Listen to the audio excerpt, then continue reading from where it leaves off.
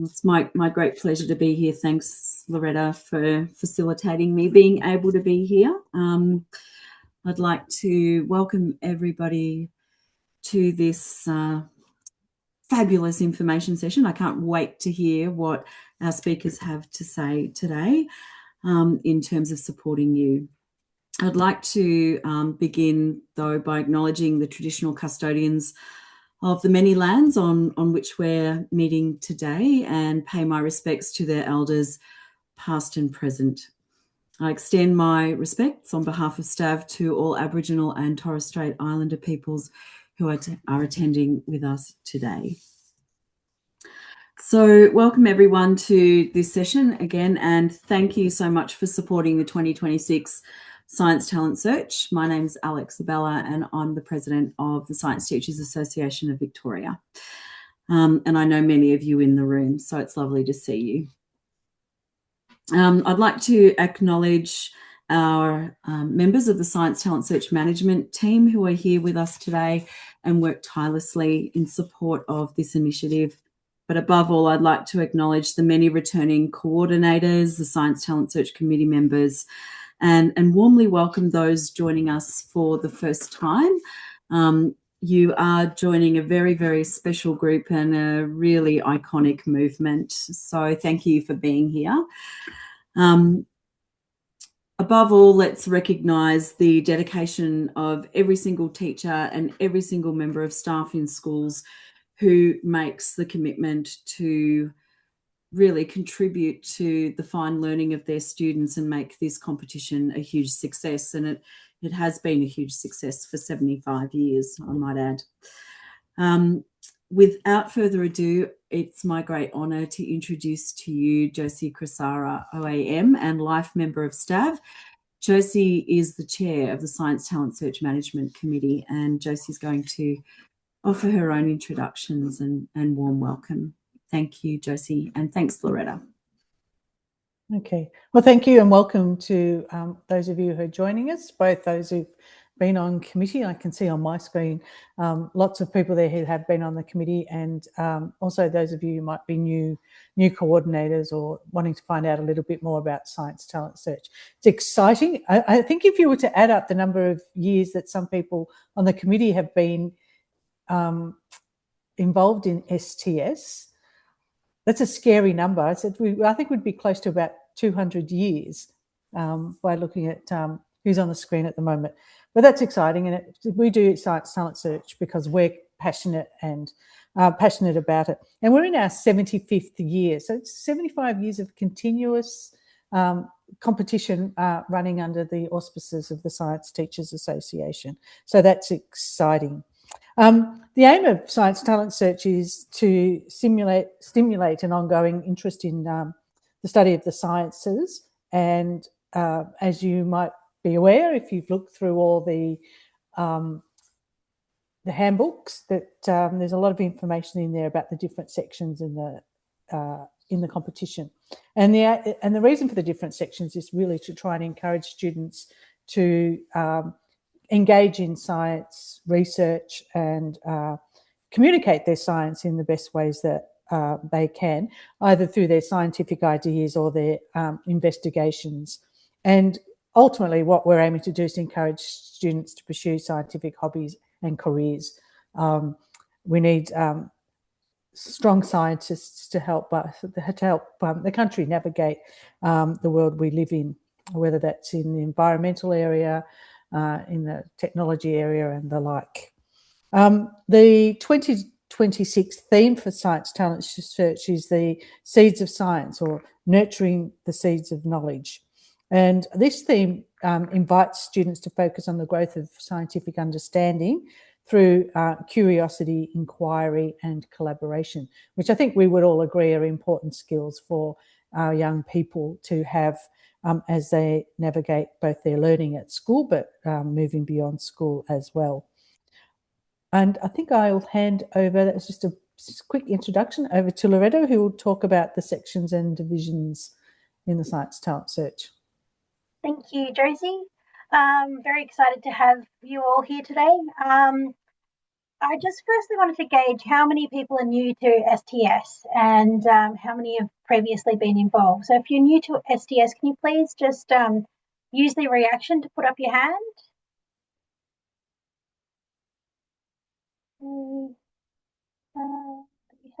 So everyone has been involved in STS before? Can I? Oh, no, we've got a couple of participants there. Great. Thank you. And welcome to STS as well. I love STS. This is my, well, 2.5 year now. I came on board towards the end of 2024, taking over from the wonderful Jorana, who is back from maternity leave. So she works with me very closely with helping answer all your inquiries and just making sure it's all running. A little bit quickly about STS, so everyone, we can all start on the same page. There's 10 different sections, so it's divided up between computer programs, creative writing, experimental research class projects, which is for primary schools, games, inventions, posters or scientific wall charts, science photography, video productions, and working models. It's then divided into age divisions. Prep to year 12 is lower primary, middle primary is years 3 and 4, upper primary is 5 and 6, junior is 7 and 8, intermediate is 9 and 10, and open is 11 and 12. Now, each section has very specific guidelines and criteria. So it's there are different requirements for each of those categories and divisions. Some may be the same for all divisions, and some have separate categories based on the year level. For instance, creative writing has picture storybooks for lower and middle primary, and then an essay for upper primary, as well as the secondary year levels. Each of the criteria can be found in the handbook. So the best thing to do is to access the handbook from the STAV website. I'm sure you've received many emails from myself and the wonderful Katie, we're spamming you every other week with details of STS. It's really, the website handbook is the go-to guide. We do update it every now and then when things change throughout the year, so it's always best to refer to the online copy just to make sure you've got the most updated information. I usually do try and email as well and let everyone know that an update has been made and what the updates are. Then the judging rubrics, so we do review them every year. They are now, the 2026 versions are now online as well, so you can access them on the STS resource page on the website. There is a lot of handy information, a few FAQs in there as well, and just handy tips and information. And of course, you've also got me, the STS email. If you have any inquiries, we're always here and happy to help and assist wherever we can. Janice? I'll go through the STS key dates, but just on what Loretta has just mentioned about the age divisions, just be careful when you're registering, for example, the junior division. Sometimes, depending on the wording of how junior is interpreted in schools, some people accidentally put junior for a primary age division, thinking that that's junior for a primary age division, whereas junior is actually year 7 and 8. So just have to be mindful that in STS, the junior actually doesn't mean primary. It means they are year 7 and 8 junior students in the secondary years. Okay, so on to the STS key dates. Prior to today, prior to May, February and March and April, you will probably early on during February is when the STS handbook is usually released.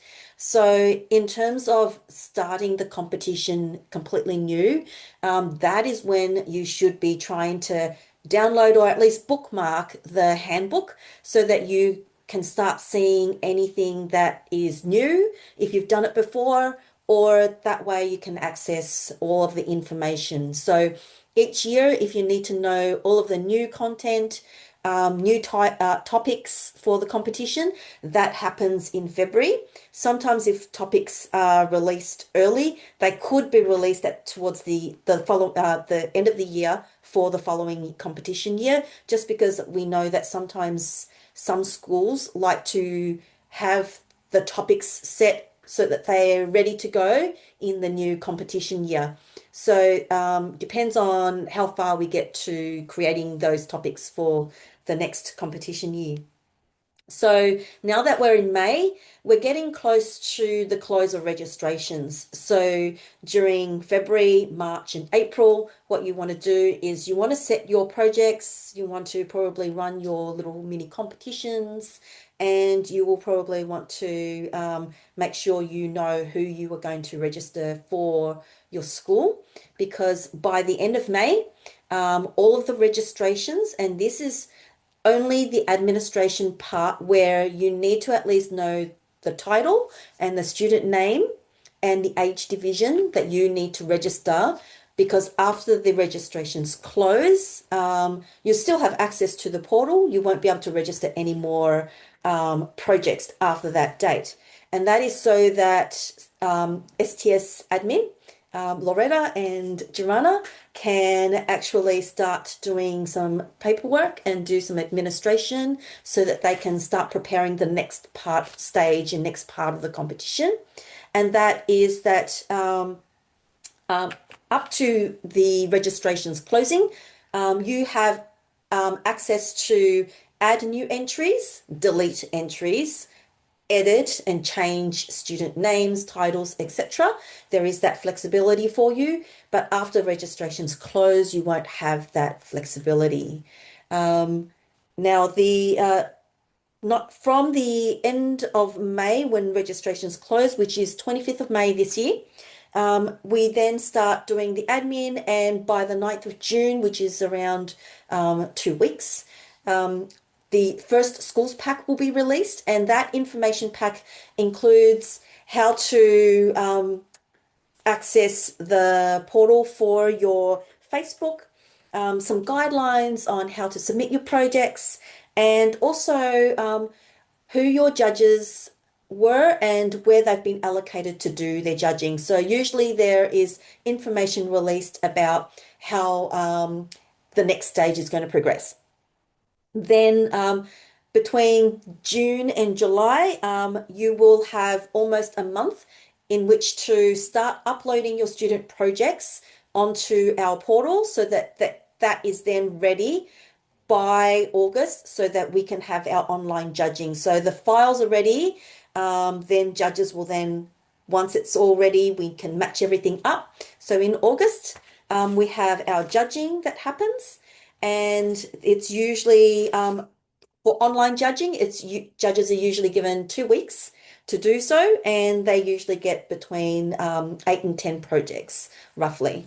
Then around the end of the year, around the 10th of November for this year, we have the release of the STS Awards Showcase, and term 4 is when your results are released, and student certificates should be available for downloading off the school portal as well, and student feedback forms. Just quickly as well, we have another date in there, which is the 27th of October, which will be our STABCon conference. Since this is the 75th anniversary, we are looking at doing some STS related activities at STABCon. It's still a little bit of a work in progress, but we'll absolutely email you out. We're pretty excited by it, and particularly celebrating the 75th anniversary as well. Cool. Does anyone have questions about the timing?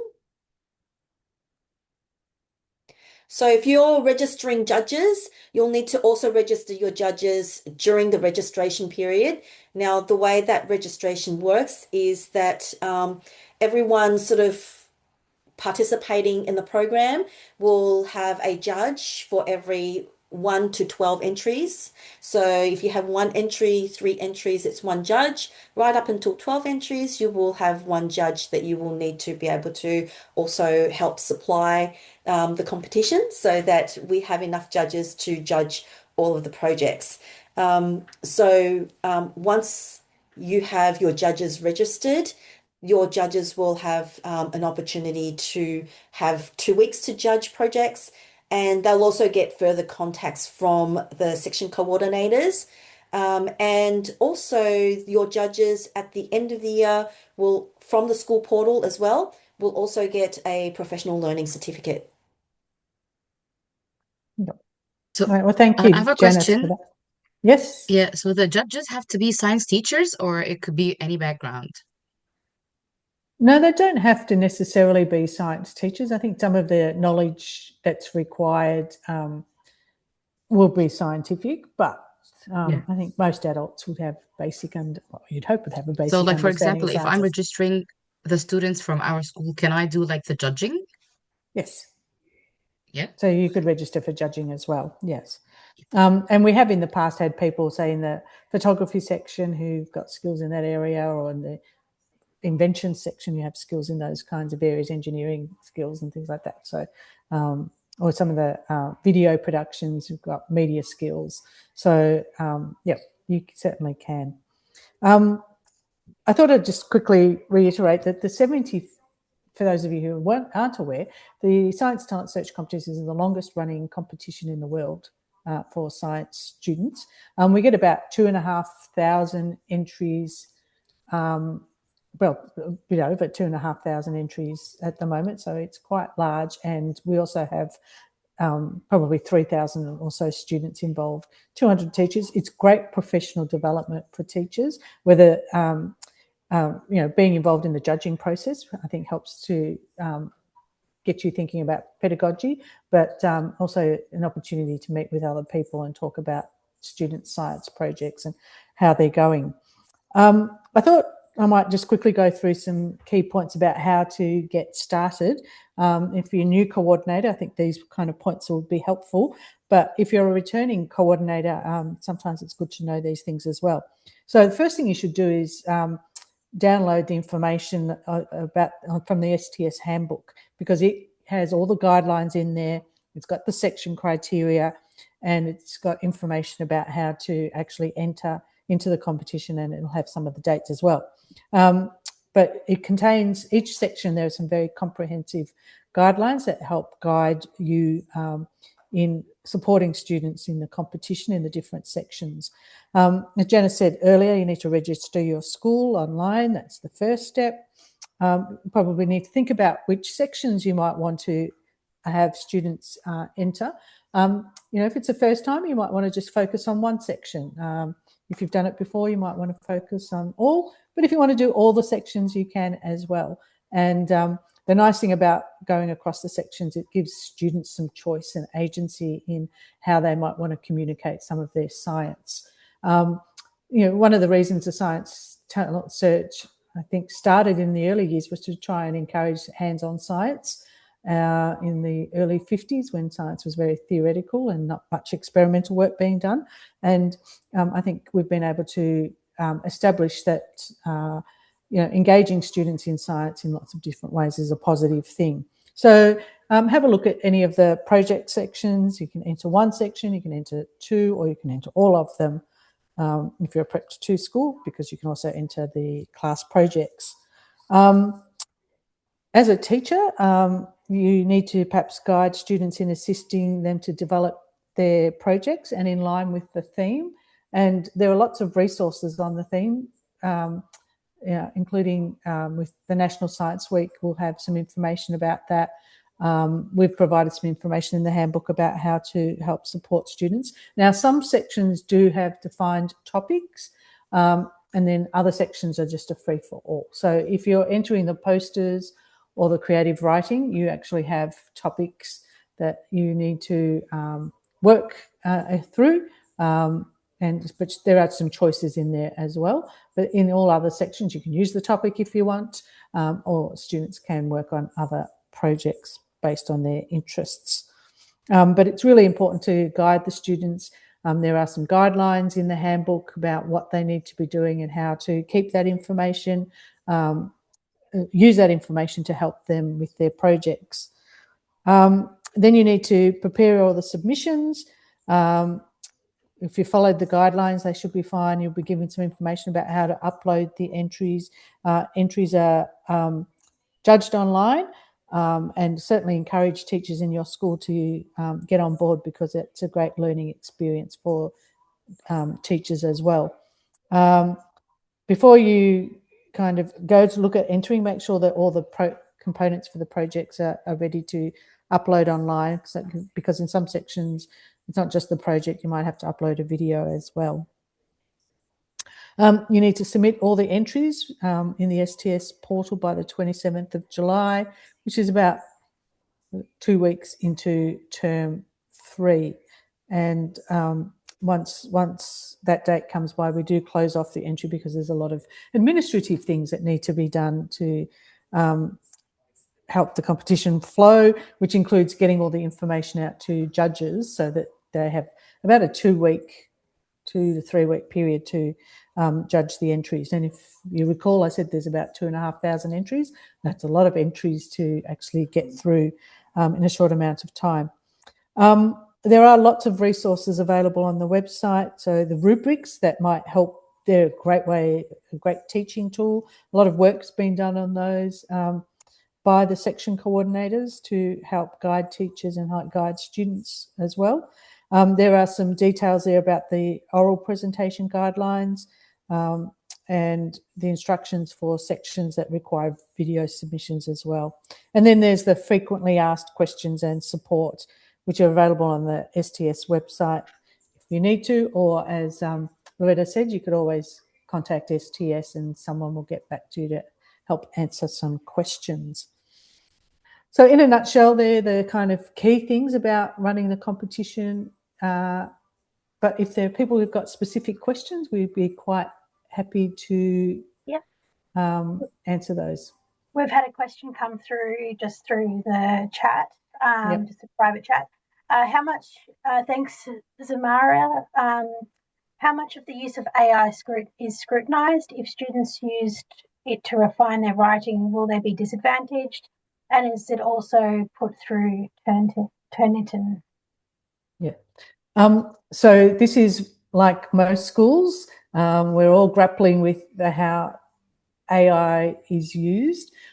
We are requiring that if students are using AI, that they're acknowledging that. And there are some very scant guidelines at the moment, but it's something that the committee is actually working through at the moment. Probably not with enough guidelines to give schools just yet, but it is a work in progress. One of the points of putting in the videos and things was that it might help people who are judging entries really understand whether the students have understood the science and technology behind their entries. Are we using Turnitin? Not yet. I don't know if anyone else wants to add anything else. Sorry, Loretta. Yeah, there are some guidelines in the handbook as well, just to how to cite any use of AI in the bibliography.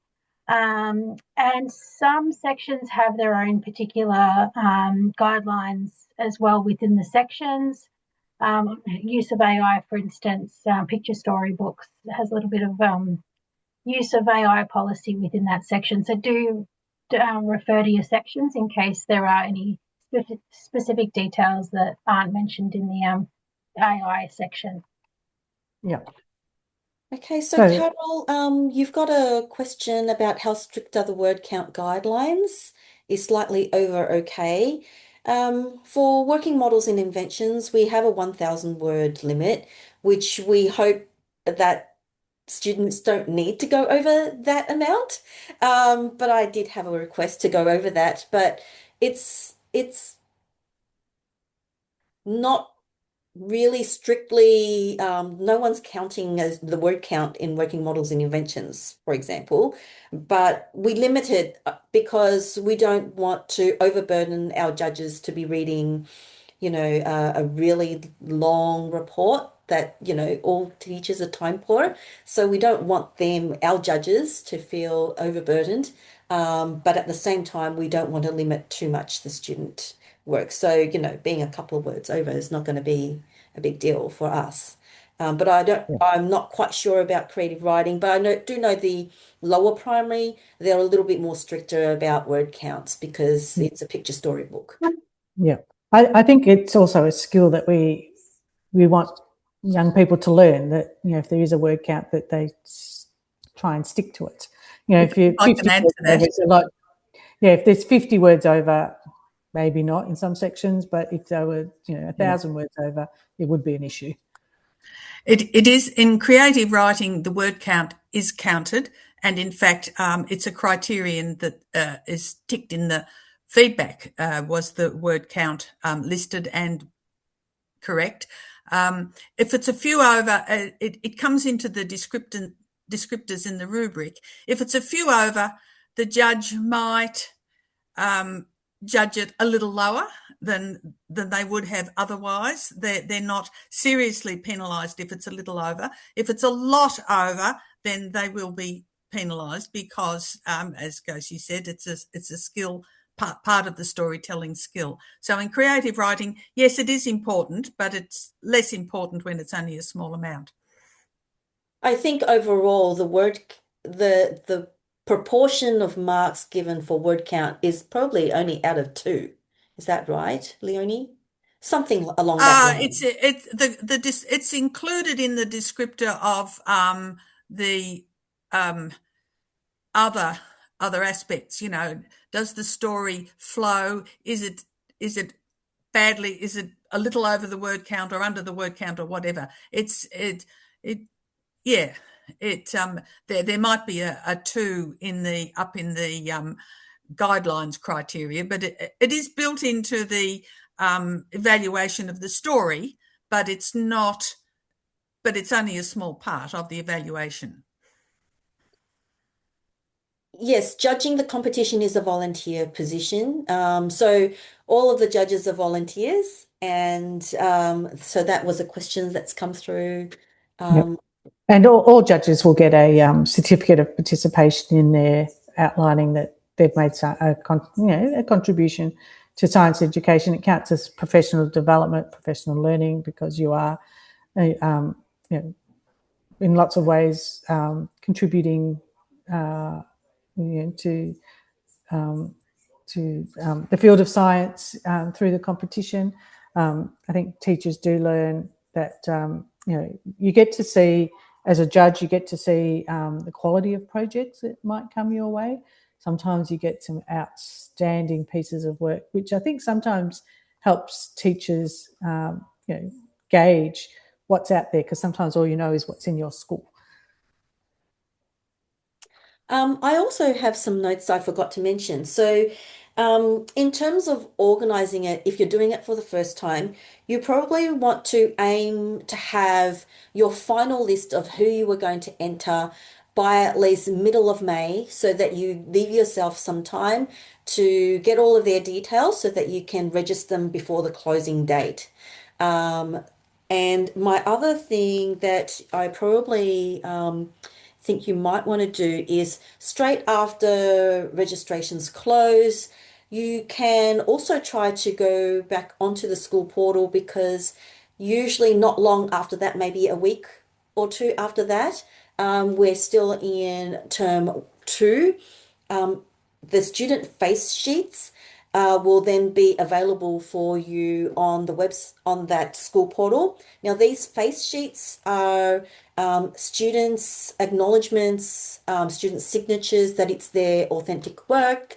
The teachers sign it, the parents sign it, so that this is an official form. So you will need to pretty promptly, around the beginning of June, to have those downloaded, then distribute them to your students so that they can go back, sign them, bring it back. You can then sign off on them that you have checked their student work. It's all their authentic work. And then that way, when online submissions happen, you have them ready on hand that you can upload it with their student project. So that's one of the other things that you'll probably need to take into account, that there's a little bit of administration on your part that you need to get that student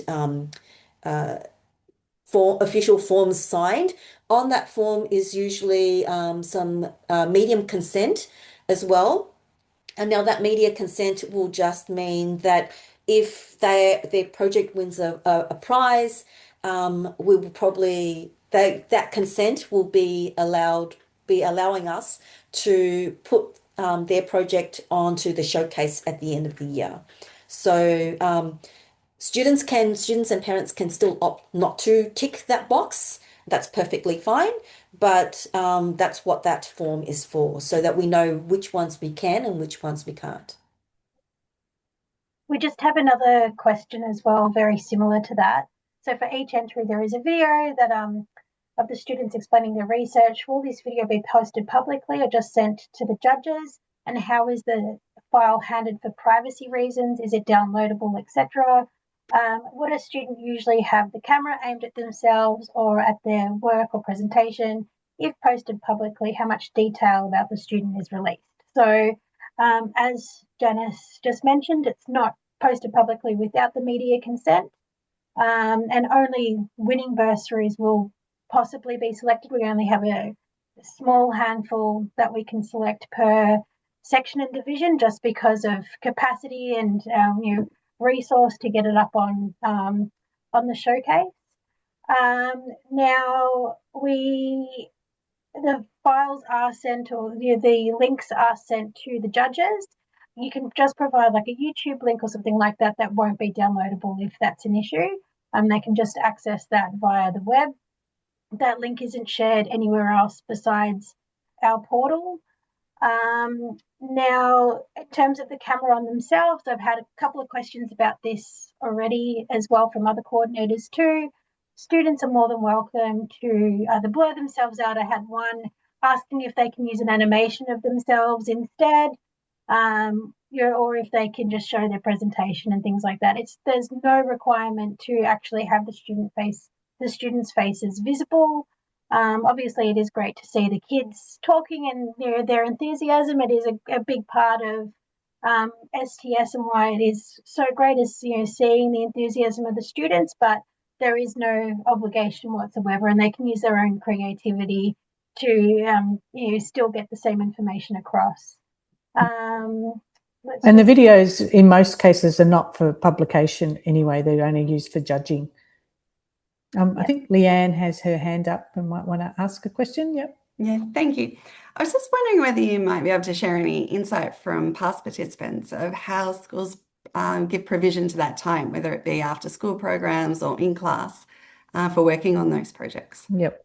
There are lots of different ways that schools tackle this. So sometimes some schools have it as a topic within their curriculum and that all students are involved in it. And then they might select some of the entries to enter into Science Talent Search. So that's a big undertaking. Some schools would even have their own little showcase competition and science fair type thing. So that's one way of doing it. In other schools, they might choose one section and every student is involved in, at a year level, maybe doing a project that way. And then some students do it as extension and acceleration activities, whether that's a lunchtime club or an afternoon club. So it really is up to the school. If you wanted to start small, you might want to start with a little club. And then, if you want to look at, as part of the curriculum, then you would really, obviously need to talk to team members and it's an all-in type of thing. Some schools would say do research projects with all the year sevens because they say that's an important skill, and then maybe do posters for all of year 8 or things. But you won't be able to enter all of those into, well, it depends on how many students you've got in a year level, but you probably wouldn't enter all the entries into Science Talent Search either. You choose the top ones and enter those that way. So you can do it in any of those ways. Back when I was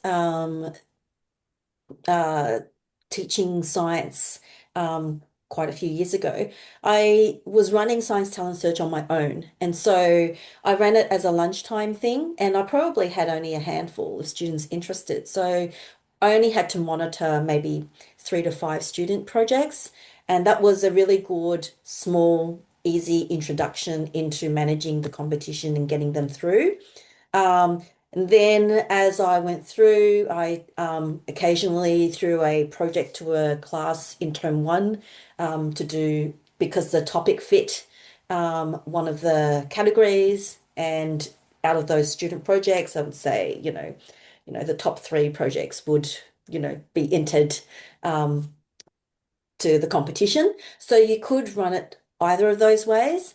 Also, from my experience, there were, because I used to be in Loretta's position. So I remember there was a school, for example, that it was a primary school, and they had alternate year levels that did, so all of their year 4s and year 5s, all of them did science talent search, and then they ran a different program for the 3s and 6s or something like that. So they ran like a different type of science program on alternate years. So you could do something like that. It all depends how different schools and how much capacity, whether or not there's a whole team of the science faculty involved, or if it's only just you yourself, or 1 or 2 teachers involved. Depends on how you're going to manage that. And sometimes I've actually given the themes when I was science coordinator.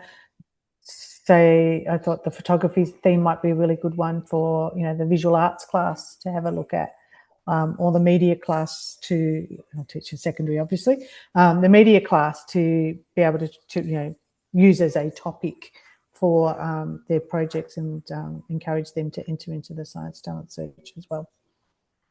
The themes and topics usually come out in at the end of November, early December.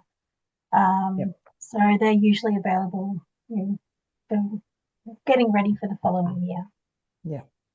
However, I think it's worth mentioning that not all of the sections have specific topics, and while we encourage people to follow the theme for the year, in some sections, like games, for instance, which I did for some time, they can choose any science aspect that they like. And if a teacher is teaching a particular topic and sets the students to do a game as a project as part of their assessment for that topic, it doesn't have to be on the year's theme. It could be on whatever the class was studying at the time. So an individual teacher can just include it in their tasks separately to the theme if they need to.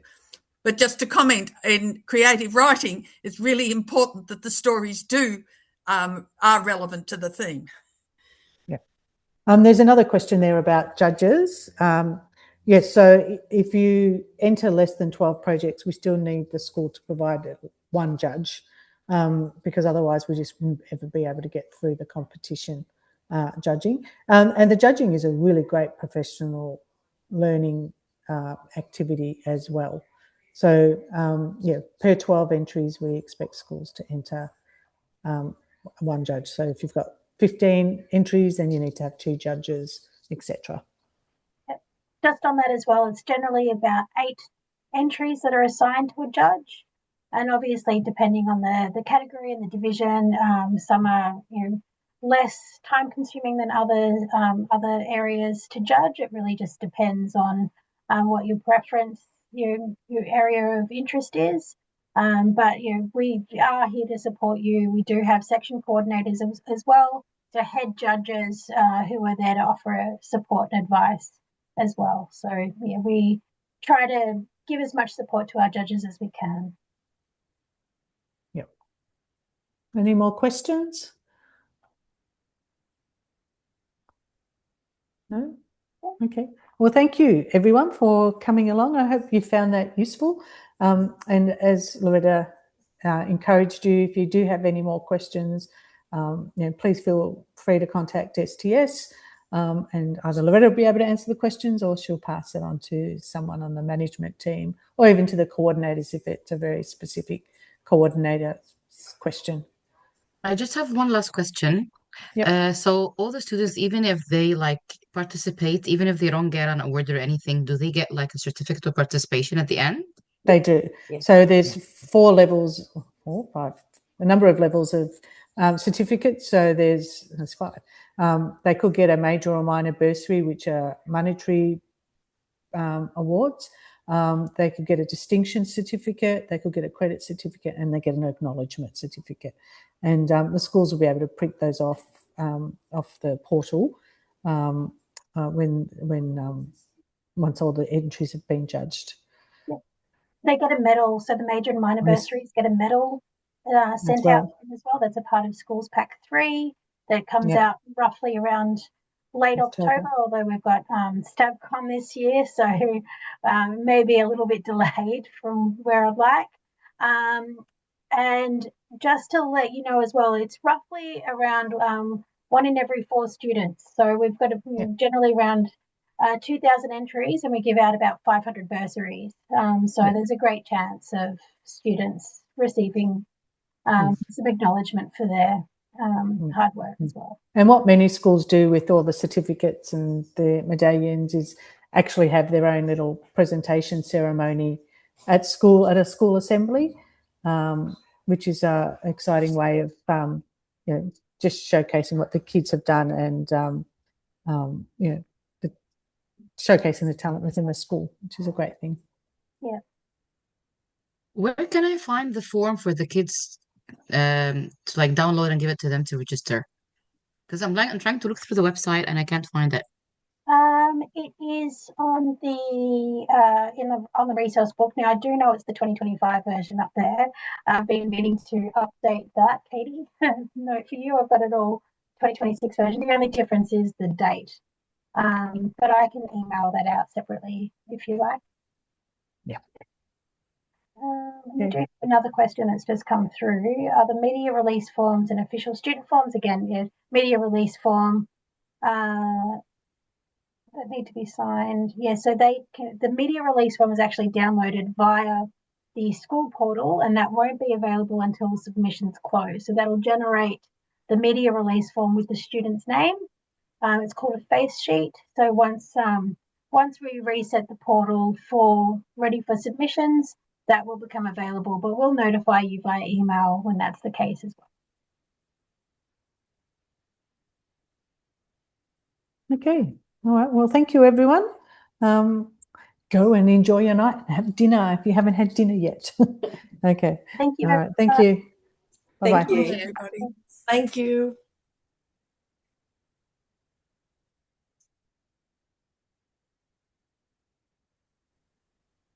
Well done, everyone. Have a good night.